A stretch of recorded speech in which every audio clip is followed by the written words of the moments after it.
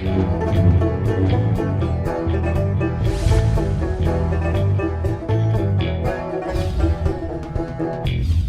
I'm the Deadwood Jedi. This is another Raid Shadow Legends video, and I wanted to take a look at the new fusion champion Oella. And to do that, as you can see, I'm in Hydra right now. I also want to take her into Doom Tower because, let's be real, this isn't a spectacular fusion champion, but I do think she is going to be really useful for players that do get her. It's the only issue with her, and this is why I haven't recommended this fusion, why I think a lot of people are going to skip it, and why I don't think that's a bad idea for people to do, is I think she's really going to be helpful in late and end game parts of this game, right? It's the big thing that she brings is an increased resistance and a buff extension.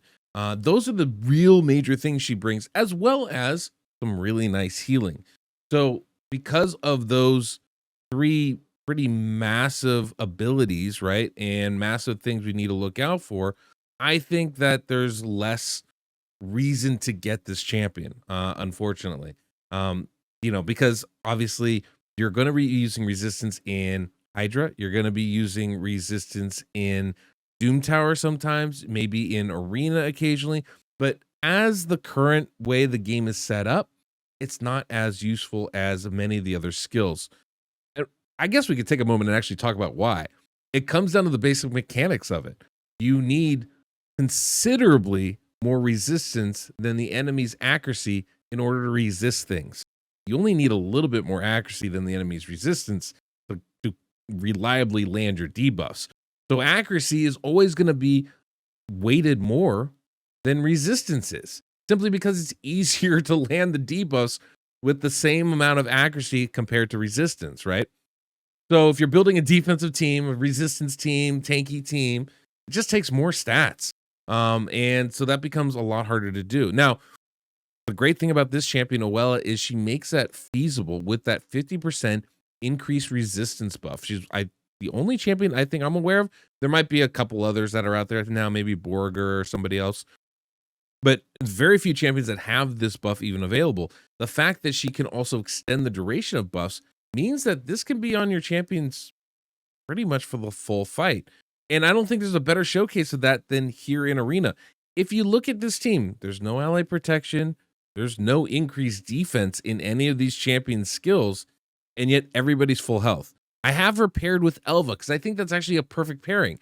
They both bring speed buffs, right? Turn meter for Oella, increased speed for Elva. Elva blocks debuffs, whereas, Oella gives you decreased speed, even if it's on an A1, it's definitely effective, right? But Oella gives you that kind of Jareg, passive continuous heal, whereas Elva's going to passively just heal you and also gives you continuous heal on the A1. So they have this kind of nice little synergy between them, I think. And that, to me, says, hey, this is a pretty nice pairing. They also happen to be in the same faction. I also happen to have an Elva on my free-to-play, too, so I've been using her a lot. I'm more familiar with her kit. So it just seemed like it made a lot of sense to me, as that would be a champion to use. But yeah, to me, there is a lot of potential to her on the very high-end parts of this game. When you're talking about things like Bommel, Sand Devil, etc., Iron Twins, having increased speed or having increased resistance is very, very helpful, right? And it's almost impossible to be able to resist whatever those debuffs happen to be without a buff like that. And so that becomes much more significant. Is it going to help the majority of the player base? That's a different story, right? Obviously, this is something that could be helpful in, say, spiders, or if you're trying to do ice golems and not get frozen or not get poisoned, right? It can definitely help you in Doom Tower waves, in Doom Tower dungeons as well. And I want to take her in there so we can kind of see how she performs, But primarily, I think she's actually going to be a really good Hydra champion because, there's usually a couple ways to deal with the Mischief Head. One of them is just have a good amount of resistance on everybody. Another way is to have a target who will just have more buffs. With this resistance buff, though, and because she can extend the duration of it, assuming you speed tune your team, you make her basically your fastest champion, or just slightly slower than your fastest champion. So there's not a big difference in their there's not a big difference in the order in which they go in, right? And the timing between, then you can pretty much keep these buffs up almost for the entire fight, right? And that can make your entire team resistant to the head of mischief, so you don't have to worry as much about getting completely destroyed by it as you're going through. Now, obviously, I think we're on brutal difficulties, not super high. I did bring a Crizzy in just because I didn't really want to focus on the damage with this team. I wanted to focus on the survivability. So with Crizzy in there, I know I'm going to get the damage. We'll survive, and we're doing incredibly good. We're lasting incredibly long time, and we're staying up full health even when we take these big hits. That's, I think, in big part due to Elva, but also in big part due to Oella. Every time you take 15% damage, you get a 15% continuous heal. That's a pretty great ability that she has as a passive. So I kind of like her in a weird way, even though I'm not recommending you fuse her just because of the resources it's going to cost. I kind of like her. I kind of think she's going to be good for end game, late game teams, right? I know there's a combination with the other legendary. I don't really, honestly, I don't really care much about that. There's plenty of damage dealers in this game, and I don't think it makes what she does necessarily OP. His kit is a little weird in my opinion, right? There's a sleep thing, but I thought about it a little bit, but I haven't really figured out how to make that work for Sand Devil, which would be the place you'd probably want to use that. It's a little wonky for me, right? But I do think she, even on her own, is going to have some viable playability in this game. Hydra is obviously one spot. Doom Tower is going to be another, where we hit bosses, we hit floors where we need that resistance. So I know I'm repeating myself a little bit, but I kind of want to emphasize where she's good, why you would want to get her, because I think most people and most CCs are saying don't get her, and I don't blame them. I am saying the same thing. These fusions are coming so fast. She does not appear to me to be a game like an account changing champion. When Brogni came out, account changing. When Helicath came out, account changing. These are champions that are going to completely transform your account. You can use them everywhere. She's not that champion, right? She's more along the lines of like Morrigan, who I think can be really useful, right? I mean, she's a 30% turn meter boost. That's really useful. Got the increased resistance. That's really useful.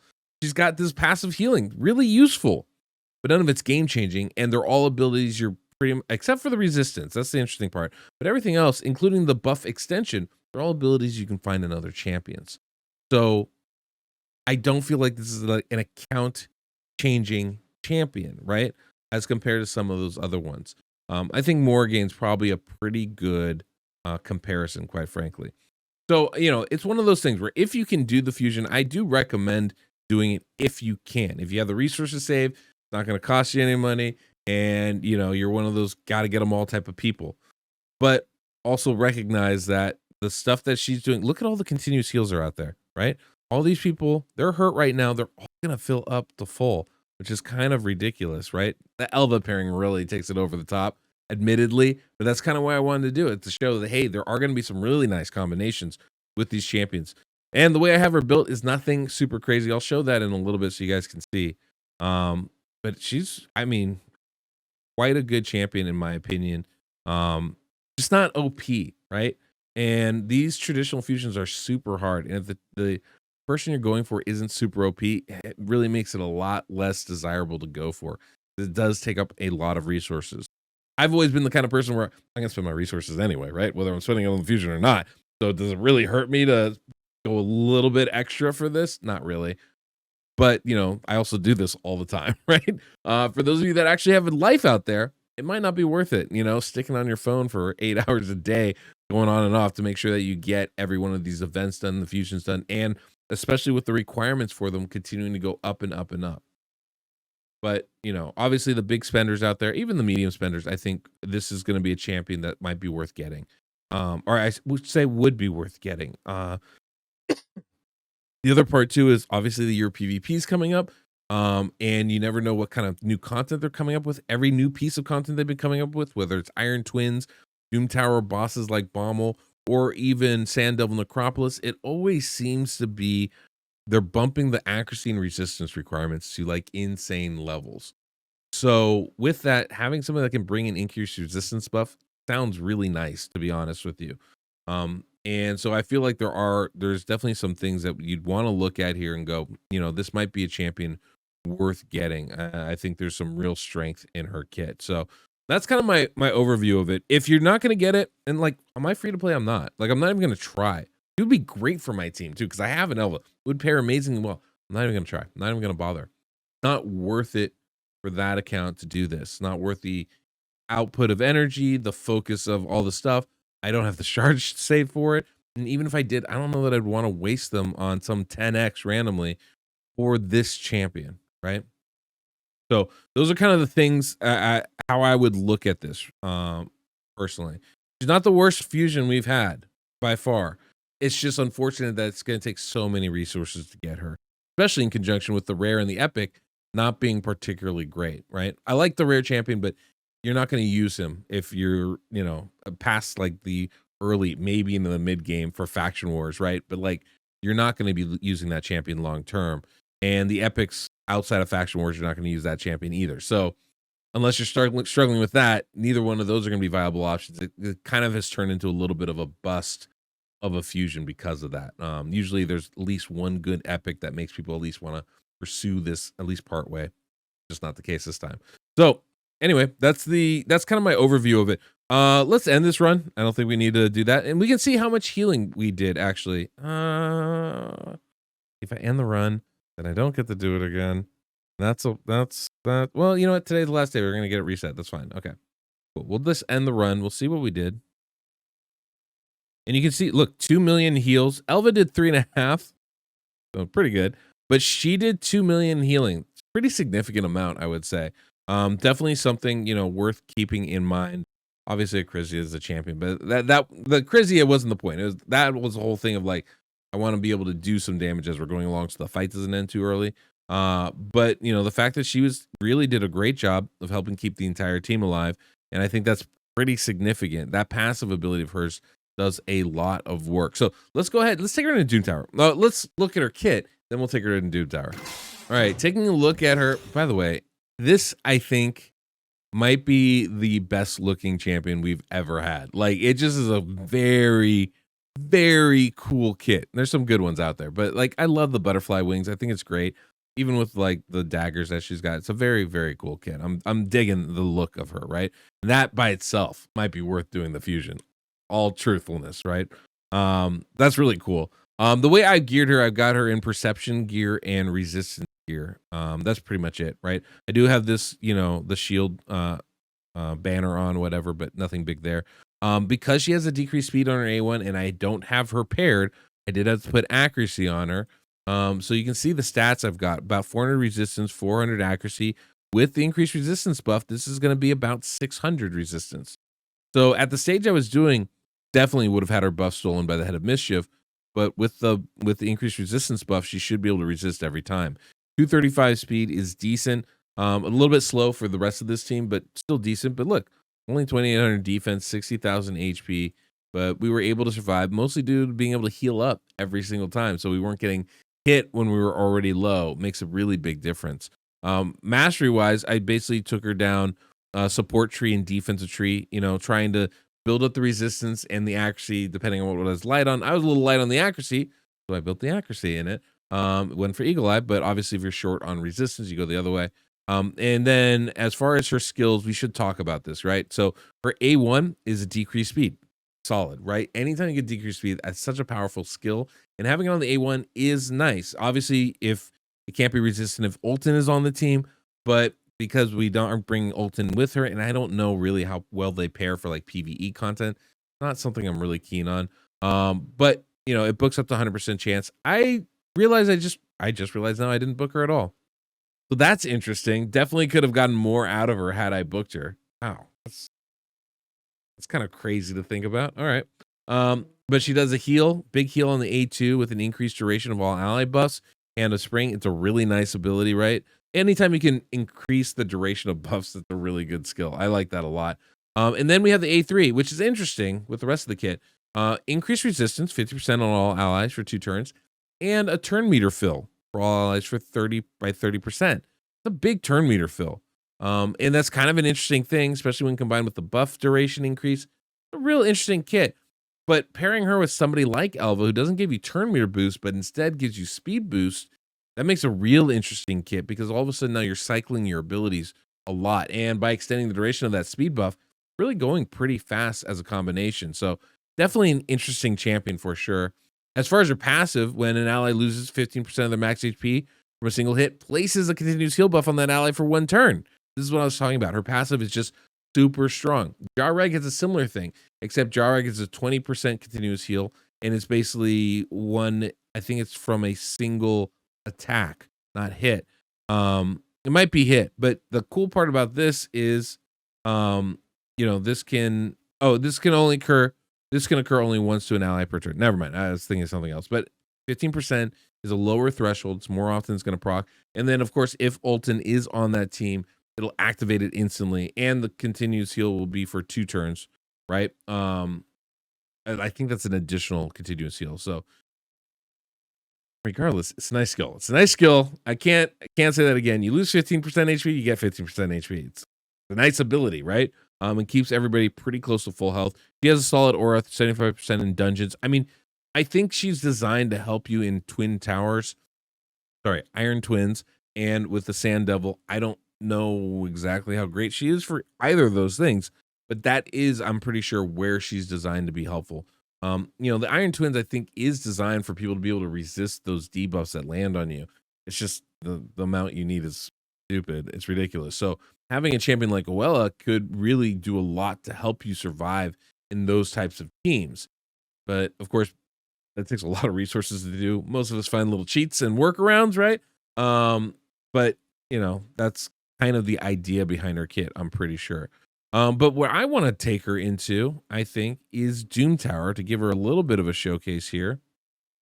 Now, she's obviously a carry support champion, right? It's healing, it's turn meter, it's increased resistance, decreased speed. Her job is not to do damage. So I'm not even going to bother with a damage check. I really don't think we need to do that. I'm also not going to build an Iron Twins team around her, partially because I'm kind of upset with that dungeon right now. Partially because also, like, I don't have a resistance team, and it's going to be a lot of failing before it's a lot of successes. So I'm just not going to do that. I think a better way to get a sense of what she can do, not a better way, but without like having to create and craft an entire team, a good way to see is by taking her into something like Doom Tower and using her on one of these waves. Now, this might actually be a really good one. Let's make sure. Can his abilities be resisted? Places of fear, bonus damage, block active skills, enemy skills on cooldown. Yeah, I think there's some potential here, right? Yeah, it looks like we can resist these. Does look like we can resist these. So let's see if we can resist these.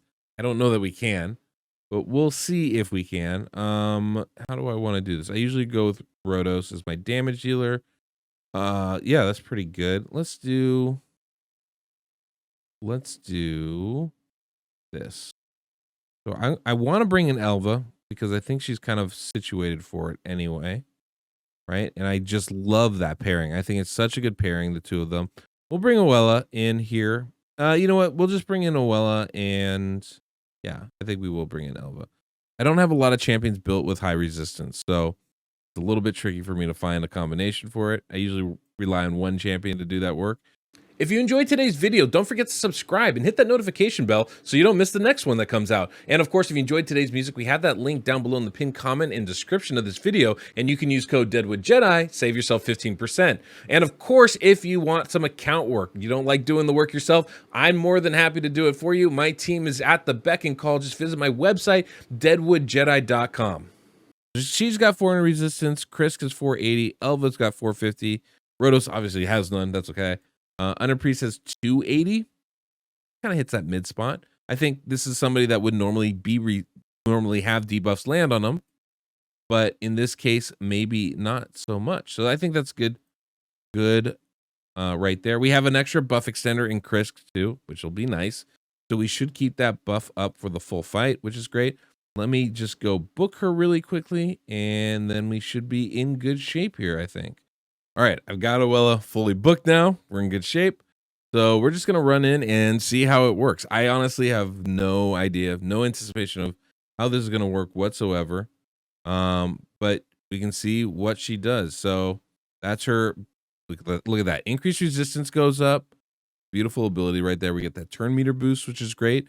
I think next she's going to do the buff extension right there. Increases duration of all those buffs. They're pretty much just going to stay on now. And that's really crazy good considering the continuous heals we get. It can be a real consistent source of healing and everything else. She's going to be an interesting champion for sure, guys. Like a real interesting champion, I think, for your teams. I don't know if she's going to be spectacular, but if you like building resistance champions, I do think she's going to be a must fuse, right? As far as the increased resistance people out there, she's probably about as strong as it gets. That's a very cool little coding ability with the increased resistance. I like how that skill lands on everybody. It's very cool little animation. The rest of her animations are kind of whatever, right? There's that buff extension, pretty typical type of thing. With the heal is nice. And you can see we're just not going to take any damage throughout these fights whatsoever. And the cool thing is they're all on 3-turn cooldowns. So she is getting these cooldowns back pretty quickly. There's that A1 ability. We did miss a decreased speed. That's fine. But everything else should be landing, I think, pretty good. All right, now let's see what happens here. I honestly have no idea, right? I haven't run this. I've been using the same team for like a year now, so I don't even know how this is going to work, quite frankly. But everybody resisted that cooldown. Even Brogni got basically about 450 accuracy effectively right now with that increased resistance. So this is actually really nice for this boss, as we have pretty much access to all our skills. Everybody but Rotos, that is.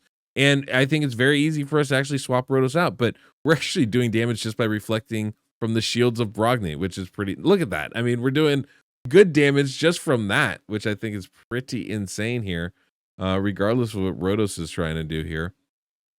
And then just extending the duration of those buffs is massive. 1 goes down, 2 goes down. Oh, Rotos is just having fun now. He's just toying with them at this moment. But yeah, this is pretty good. I mean, this is Doom Tower hard. This is level, 120. I'm pretty sure. Pretty sure that's the case. If not, I'm gonna have to run this again. You'll never see this video. But yeah, I mean, it's interesting how if you can resist the debuffs that are being landed on you, everything becomes fairly trivial after that. I'd really like to see her in Bommel. I feel like you could have a lot of success with her in Bommel. Resist all the the stuff that's coming from him. Be really effective. Obviously with the healing she has, it's going to help your whole team stay alive. Jarreg is somebody that's really good for that. I usually bring Jarreg into this dungeon boss, quite frankly, and she's just a much better version than him, and that much better version of him for this dungeon, right? So she obviously has some potential to be used and be used extremely well here. But yeah, look at that. We're gonna just extend the duration of the buffs, extend the duration of the buffs, and we're never gonna drop any of this, and our team's gonna be in really, really good shape. You can see all the healing that's going on. Chris, the one thing you'd have to watch out for is having too many buffs. Obviously, if you bring in the second buff extender like Chris here, definitely could be problematic. But I mean, generally, it seems like this is gonna be a pretty good result. He's healing.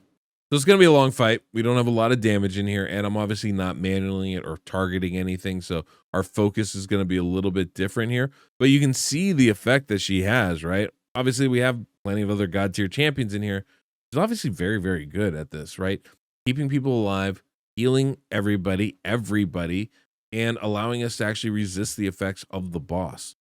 Kind of a nice combination all the way around. So I definitely like her. I think you're going to find usage for her in pretty much all the Doom Tower bosses, and a lot of the other more advanced dungeons. I can see her actually being really successful in Iron Twins.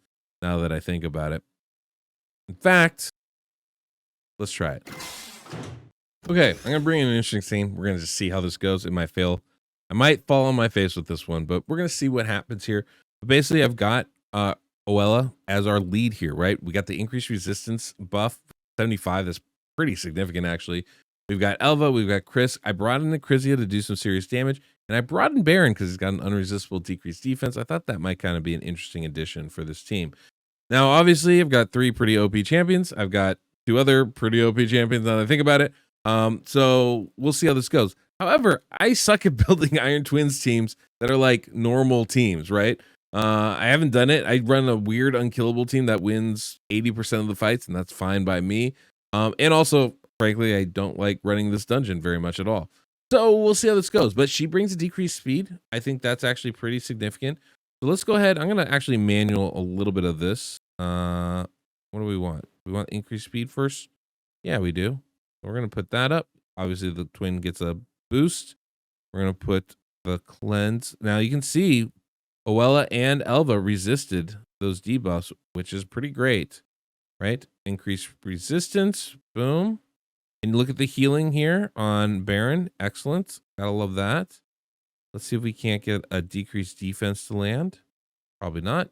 That's also fine. Not a problem. Baron can do the decreased defense. It's guaranteed. Boom. Clap that bad boy on. Let's extend it. Get us ally protection. And even though Baron got targeted there, he survived. Now we get the other extra continuous heal, the Veil.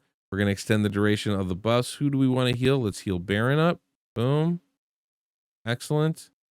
Big hits from her. See if we can't get decreased speed. No, that's okay. And we're just going to run it from auto here. Now that everything's kind of tuned out, we know how we want the buffs and debuffs to land. We're going to do our best to see if we can't get it going, right? But look at the resistance, right? The what are those iron scales? Are very low right now. We've got 3 on Oella, 5 on Elva.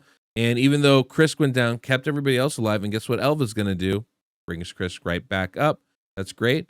Uh-oh, Baron went down. That's okay. Give us a couple turns, and Elva will bring Baron back up as well, right?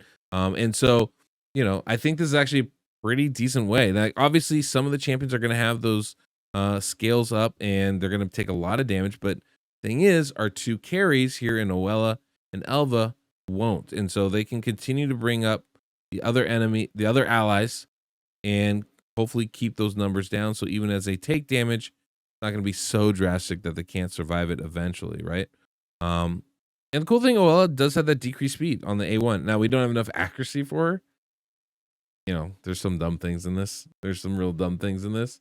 It's crazy that you have an ability that needs accuracy on a champion that gives you increased resistance. Like, what do you like? How much can I build on this champion? And I know the pairing takes that part away, but I think that just doesn't make a lot of sense, quite frankly. But look at that healing. Everybody's still alive. We're still functioning. It's kind of better than the team I normally run, quite frankly. I think there's some good potential to her. She's not going to blow your socks away. She's not going to, you know, completely transform your account by any means, but she does provide some nice stuff. The things she does well. And I think that's the part that we want to recognize, right? What does she do well? She heals. She gives us better resistance. That's it, right? But she does those things. She does do them very well. Not well enough for us to survive. I hate Iron Twin so bad, but you can kind of see the impact that she can have, right? And I think that's pretty good. So, is she good or not? Should you fuse her? I would say pretty definitively the same thing I say for literally every single fusion. If you have the opportunity to get a legendary, get a legendary. I'm going to be getting her on my main, 100%. Is she God tier? God, no, absolutely not. But will she help accounts? I think pretty much across the board, yes. I feel like this is a champion that will help pretty much every account out there. You get the increase, you get so much healing from her. First off, that's already useful. The resistance buff is pretty rare right now, and that can be pretty strong for some of the end game parts of the game. 30% turn meter boost is always good.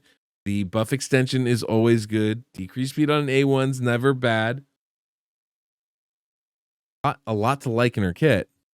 I think the one thing that is missing is a proper synergy of her kit. The best champions in this game, the very best champions, all of their skills tend to mesh and work well together where we use them.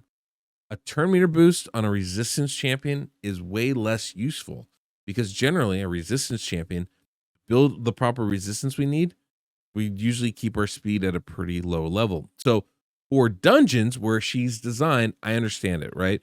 Let's get our slow champions a little bit more speed. That makes some sense.